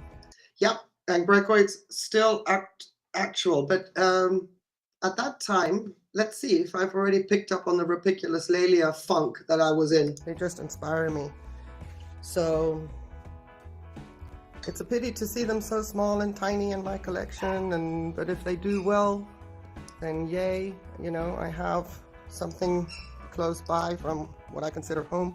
But yeah, I need them. I need them in my life. They're gorgeous. I love them, even just if they're just a regular plant. For number 4. Chipmunks. 14. Do you have any top secret orchid tips, insights? Please share. When in doubt, Google it. Really, Google it. There is no right or wrong, but if you have a doubt about anything at all, still agree with that. Google it. The information is out there. It's easy accessible. All right. Do I have an orchid ritual, which is number 15? If I have an orchid ritual, it would be the way I buy my orchids. In the beginning, I went and bought orchids based on name. That is true. And genera, so that I could have memories of places I've been. True. People I love. Still the case. I want to go to one day and see them in the wild, but still applies. Basically, that's my ritual. Does it trigger something in me? And if the bloom is beautiful, bonus. I mean, look at like this golf green hair pig. Yep, applies. I bought it as a memory to my son, who was a golf professional. So okay, I'm gonna skip this one. The orchids I want but can't have or grow. Question number 16. It's all the cool, cold growers. Yes. I mean, I love Masdevallias, but thanks to Mixed Masdevallias, I don't need to buy them because his channel just covers every base. So those are the ones that I would love to have, but... I would love to have Masdevallias, still to this day, definitely. Yes. Push everything off the counters. I'm not going to stress it. I'm stressing a few orchids now based on how I want them to grow in my environment. Whether they will or not is a question of something that we will determine coming down the road. True. But I need them to grow a certain way because if my life circumstances change again... Which they did. Then... Wow. That didn't age well, did it? You want me to check the webpage of Flora del Tropico? Iwi? I hate to do reviews if I don't buy from them. If I haven't seen a plant, I don't like to I can't form a proper picture or judgment. I can check the web page, we can do that, but I'm not going to be able to review as such. Straight into semi, I have had very bad experience with that. It didn't work for me, Michelle. It didn't work for me. I tried, but I didn't do it with Leica. I did it with Ceramis. And I'm very, very happy to hear that you found a success story. That's fantastic. I'm glad. I would love to try again, but now is not the time. Otra vez.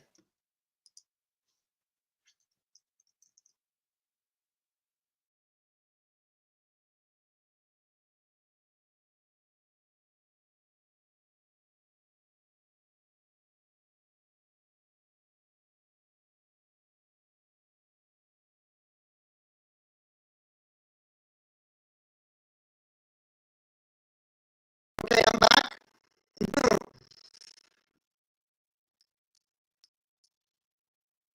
Have them the way I need them and to maintain them.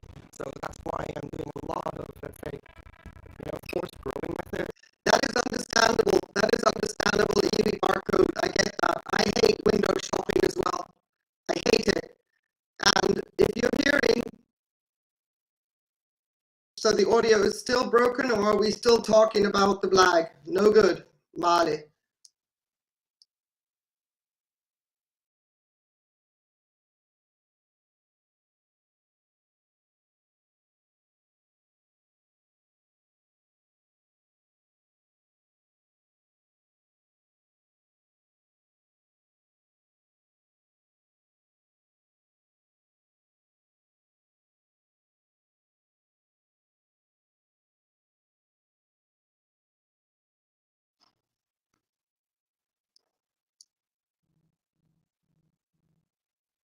Okay, I'm back on. Let's hope that this is going to work out.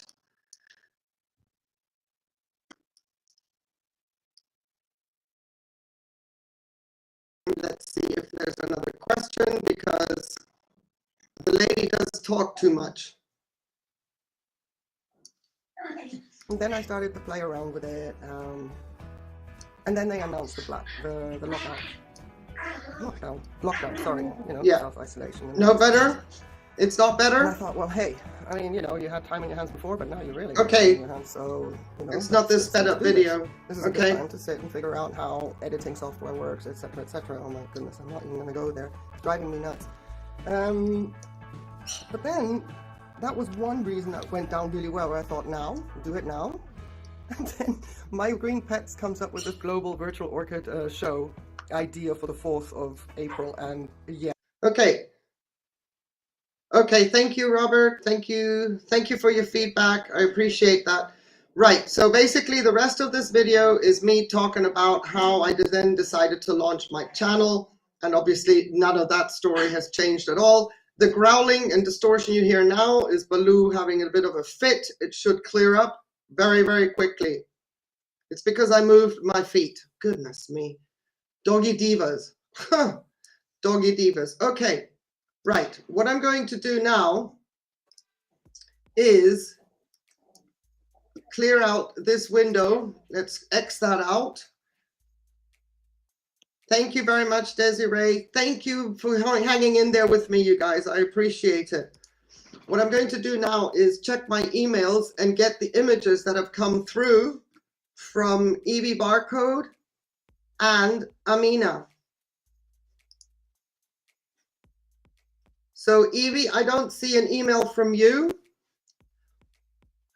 And Amina's images are downloading. So that's going to take a little bit of time. Okay. Thank you for the feedback, Evie. Thank you. So I don't have an email from you, Evie. Let me get Amina's blooms. Oh, wow. Oh, wow. Amina. Let me make a quick new folder so that we have them in a nice little. It's like having little children excited. You know, it's Christmas. Everybody's like, woo! Good grief. So there's that. Oh, you guys, while I do that, while I download the other ones, or hang on a second, make sure I find that folder. There we go.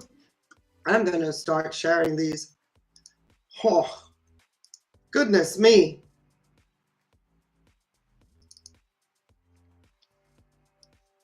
Okay, guys, hold on to your horses. Yes, I can do that, Desiree, definitely. Definitely will do that. Here we go. Oh. And swoon, that is the second email. I'll get to the names and I'll get to the text of the email, but first let me get these others saved as well, okay? Oh, guys, Amina, this is amazing. What a treat.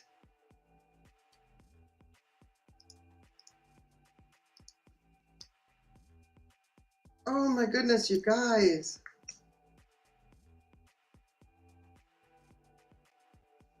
Okay, I hope I get this right. So this is her second email. It downloaded faster, and I figured this is what we're going to look at.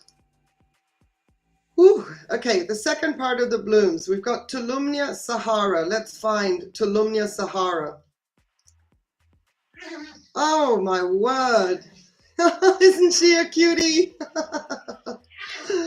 Oh gosh. Thank you, Amina.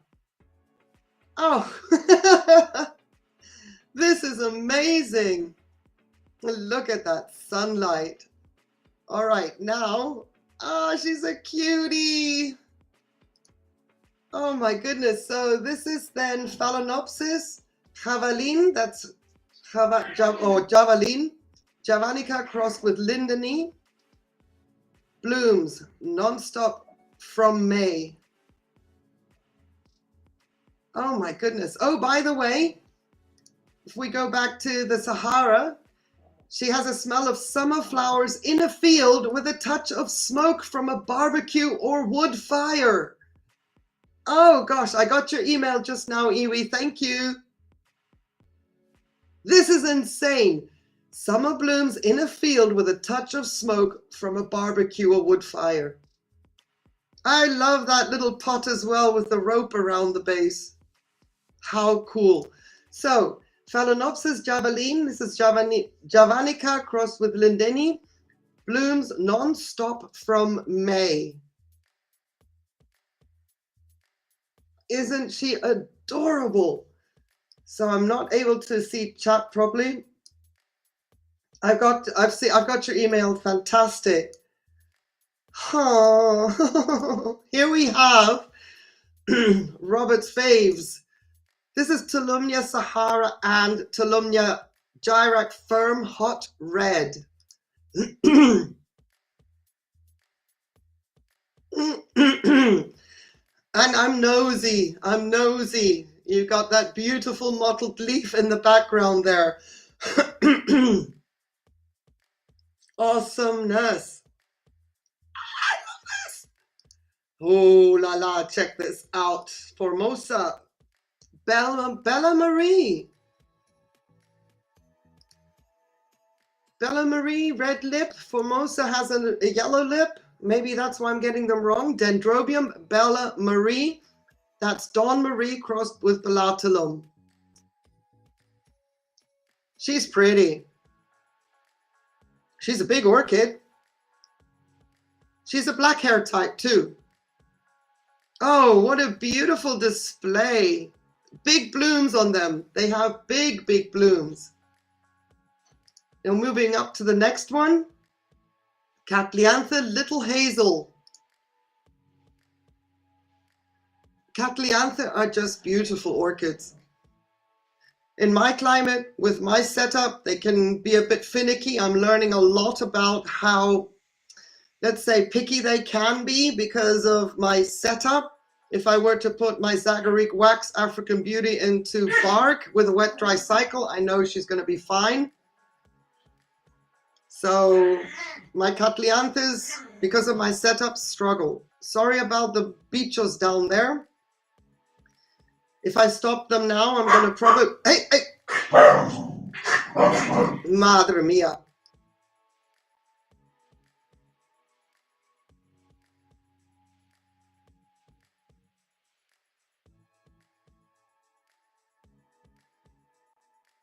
Okay, if these two monsters underneath my desk are not going to stop, I'm going to have to mute for about 5 minutes, and one of them has got to go into the pen, because this is ridiculous. You're hanging lights and watering epiphyllums, sort of, well, what? Thank you. You're not heading off to the family. Oh, that's probably a wise but a sad decision you'd have to make. I'm so sorry to hear that, Roby, but it's probably a wise decision. Yeah. I'm sad to hear it, but in a way, I'm happy to hear it.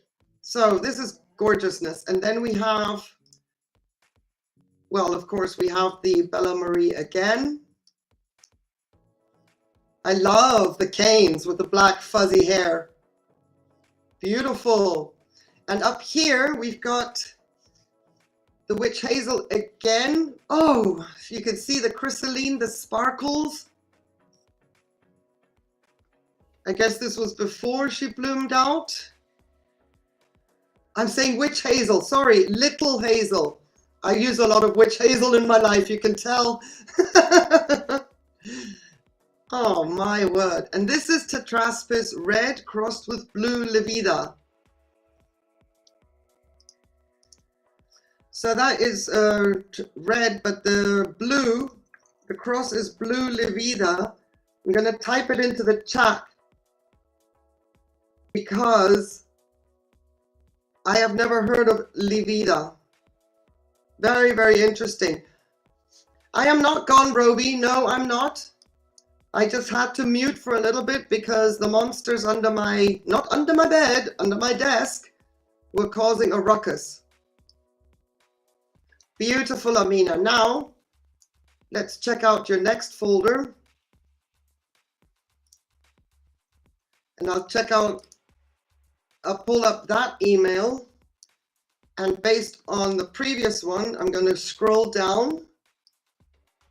Let me close out this window. I'm talking, I know. I'm talking while I do what I do so that you guys don't think you've lost me to the internet gremlins. Oh, hello, come back. You have not lost me to the internet gremlins, I promise. Let's open this. Hold on. Boom.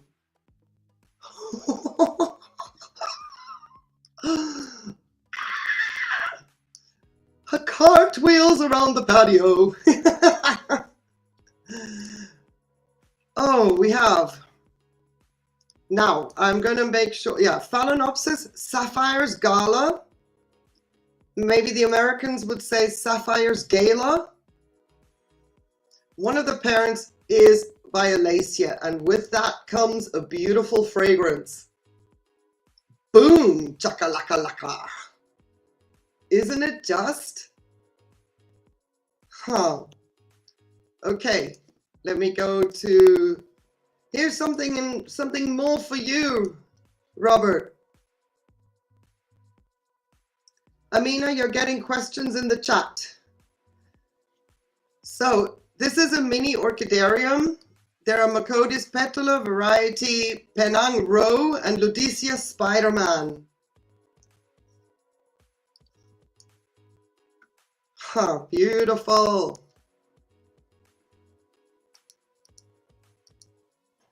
Look at that. And a little recovery orchid in there. And seedling Vanda, maybe? A Neostylus or something?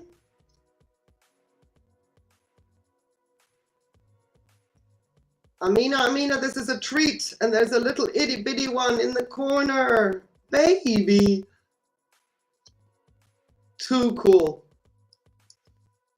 Okay, let's go zoom out so we don't get hit.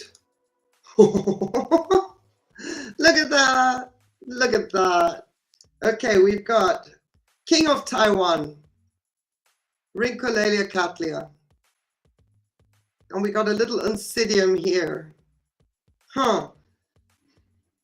I would like to say that I'm not an expert in mini Oncidiums, but is that a little twinkle? We check the chat. Oh, I've got the email. Duh.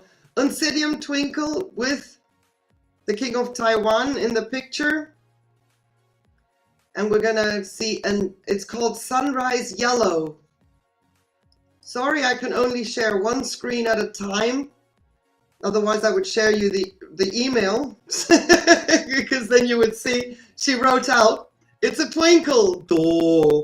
I'm looking at the pictures. Beautiful. I love the Christmassy nails. Love them. Wow, in your face. Ooh, I love your face. So beautiful. My word. And you picked up beautifully on the velvet characteristics, the structure, the texture, the little hairs reflecting in the light. Oh my goodness, congratulations, Amina. And here we have, as you do, tape measure. Oh, it's beautiful. That is a big bloom.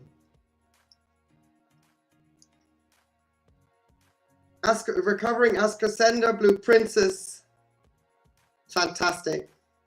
Oh, what a treat. Christmas came early on this live stream. Ah, stop the press.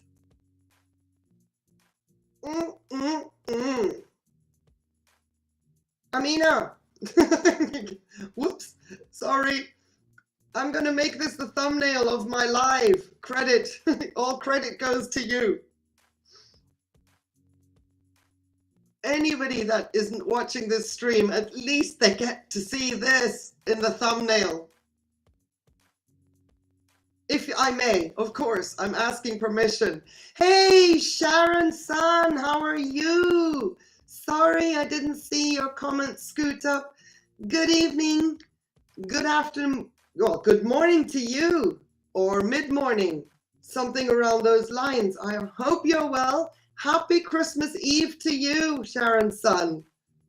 Oh my goodness, we're just admiring Amina's blooms. I think that you've already gauged that now. I'm late to the comment section because I'm just gushing about.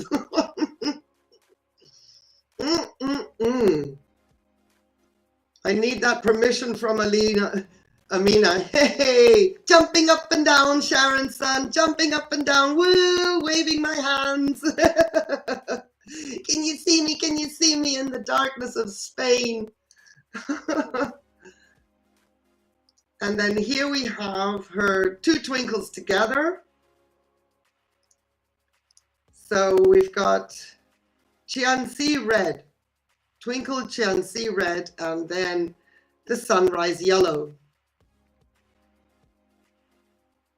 Oh my word. This is awesome. There's a little white one tucked in the back there. Am I mistaken? Hello. Do you see what I see? Right here?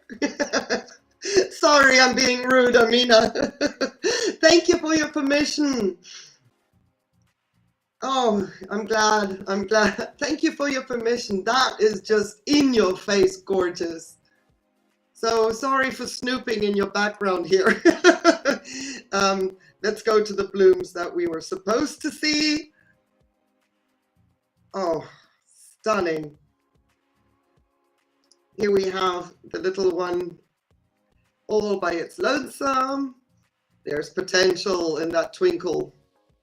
It's a gorgeous color. I'm not familiar with twinkles per se, but I find that a saturated yellow is not exactly very, very common. Normally they also have hints of white. I saw the white one. I spy with my little eye and my big eyes and my big greed. White blooms. Ah, beautiful, Amina. Massive grin on my face here. Oh, look at this. Oh, goodness me. Look at this. If that isn't perfection. Oh my word. Right, so this is Tetraspis, but is she named? Of course she is.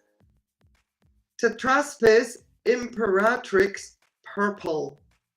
This is one of the most beautiful Tetraspis I have ever seen. That lip. It's like somebody just laid out a carpet. In its simplicity with the contrast, it has got to be the most beautiful Tetraspis I've ever seen. I love the fact that it's purple.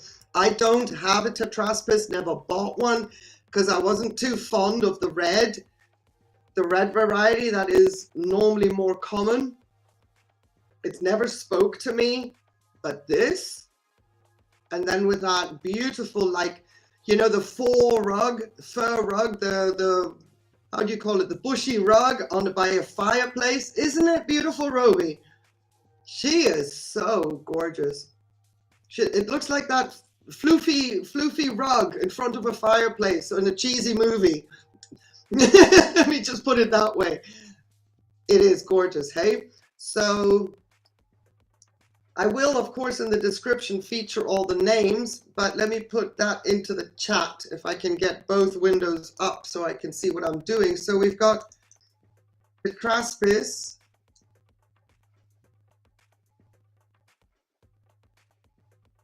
The form is imperatrix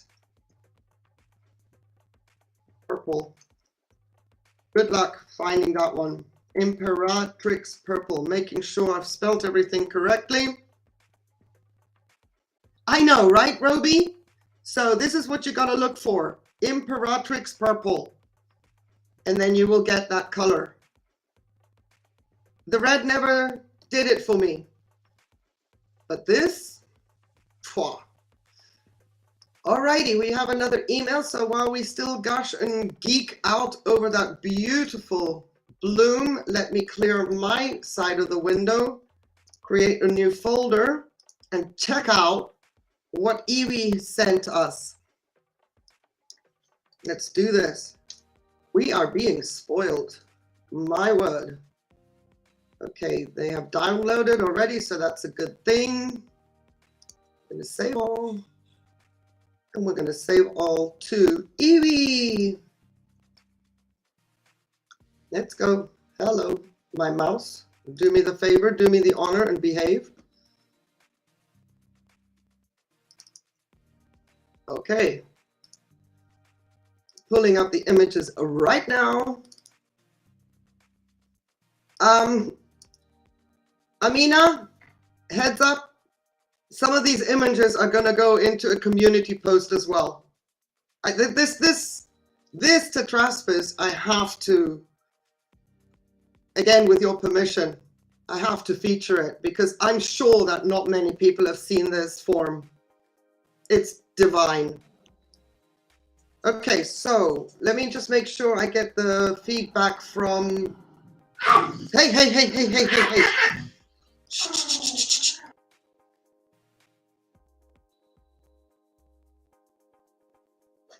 Okay, Evie is in the chat. I do not see any text, so he will talk us through the images.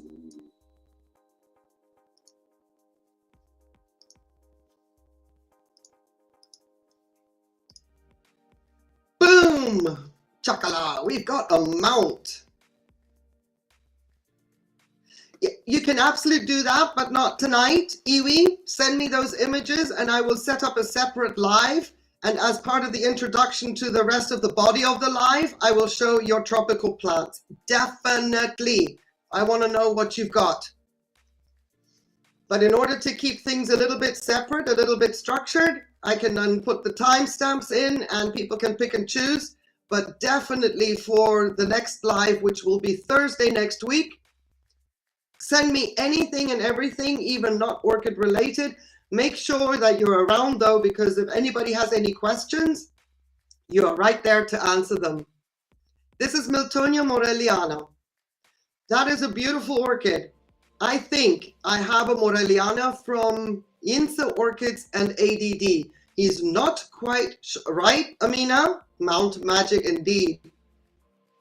I have one, I think. He's not sure if it is a Morelliana or not, but my goodness, those blooms, that rich purple color. And what I'm seeing here with the pseudobulbs, yeah, mine's not big, but I can see the vigor here. Because that orchid just wants to grow. Mine is growing 3 new growths, and she's outside. 3 new growths. I mean, from 2 to get 3 more new growths, I would have thought 4, but I wasn't even expecting 3. So shut up, Nina. Just take it. Gorgeous. Absolutely gorgeous. And here we have little Schilleriana, I would say, yeah? Correct me if I'm wrong, I'm guessing. Oh, I can see that shade cloth, that enclosure. It's beautiful. It is beautiful. Whoops, we skipped a beat. There we go. Wow. So that cork, is that cork cut in a slice? What kind of mount is that? That's Cattleya schilleriana with a new growth. Wow. Nice. Love the color. And what is the mount? Cortez alcornoque in Spanish. Yes, it is the alcornoque, the oak cork. If you guys remember, if you were on the live stream or watched the replay, we visited the Los Alcornoques Natural Park, sorry, before we went to Gibraltar, and we saw the trees back there. So that is a slice of it. Nice. Oh, I love me a chubby new growth, and that growth is making a statement. That's a big one. Good growing. Now we have, ay, cutie. Oh, what a cutie, but look at those roots. It's like, I'm not small. How dare you call me miniature? Hey, Robert, check this out. This is case material right here. Look at the leaves. Let me see if I can zoom in a little bit. Yes. We got spotting on the leaves. I love how miniature orchids are like miniature what? And then they throw out roots that are just insane, silly proportion to the size of the orchid. So I hope to get a name here from Iwi. I know it has a new root. It's wonderful. It is fantastic. So I'm just waiting. We're waiting for the name. I know I've got a lag. I'm sorry. I'm just eager beaver here. Sorry about that. Here, Mr. City Eye. This is a Mr. City Eye?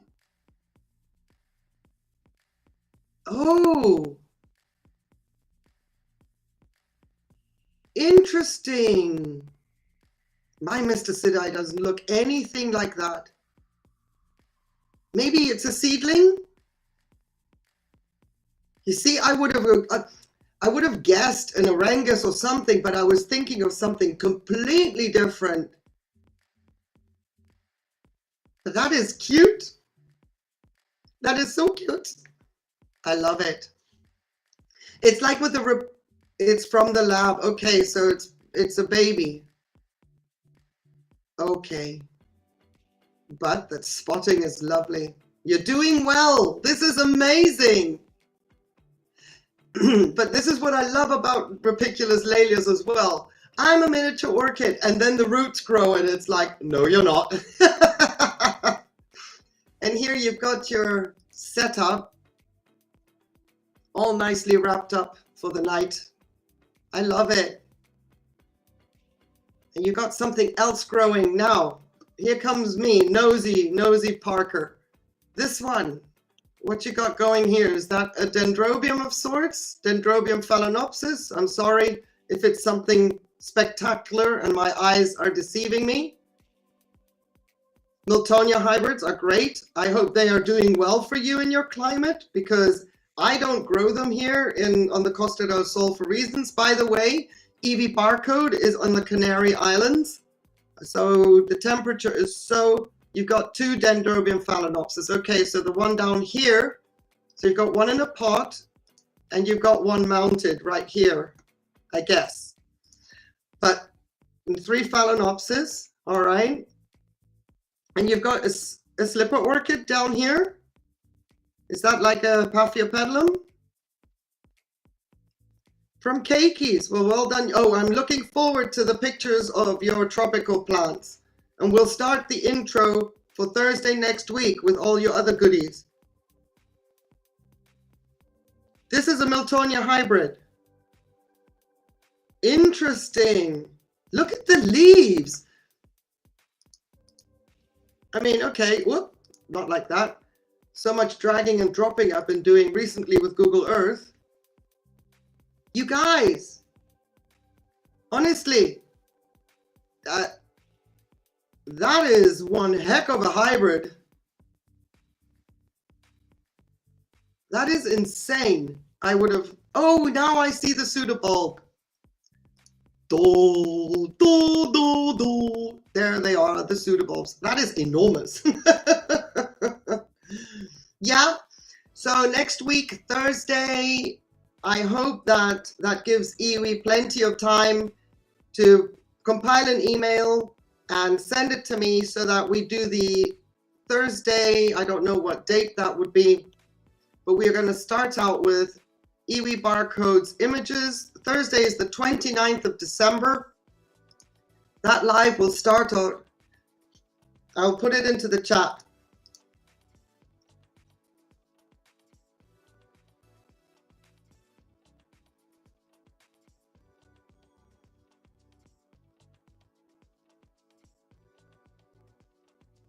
Lots of picture plants. And I think it's amazing when people can grow them.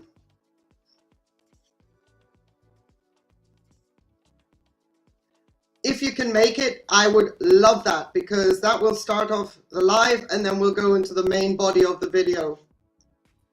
But this has been fantastic. Yeah, I just love the determination of the roots. I'll just show you some cattleya-sized roots. Fantastic.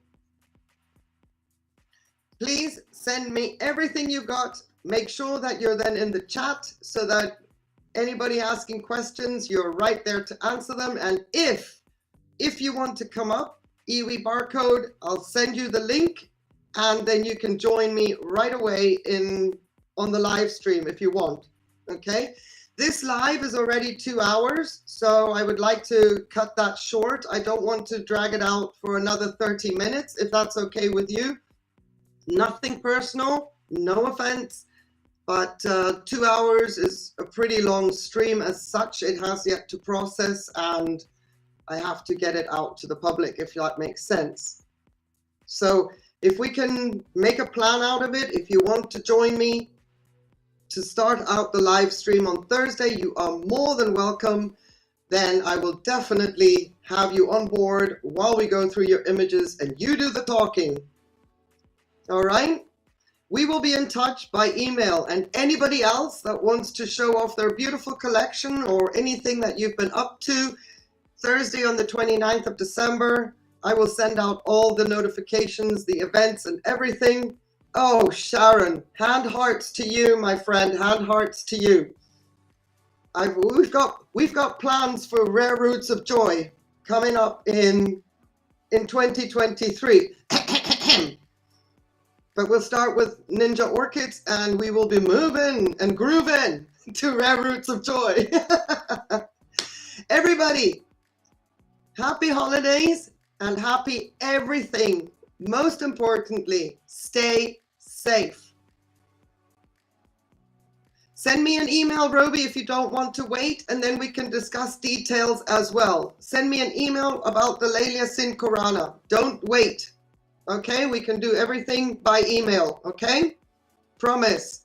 Do not feel rushed. Do not feel as though I'm cutting you off. But 2 hours, you know, the interest may be waning, and it's Christmas Eve. So stay safe. Enjoy your time together. Happy Christmas, happy holidays, happy Hanukkah, season's greetings, etc. Thank you everybody so much for being here, and everybody that watched on replay. You take care now, okay? Be safe. Bye.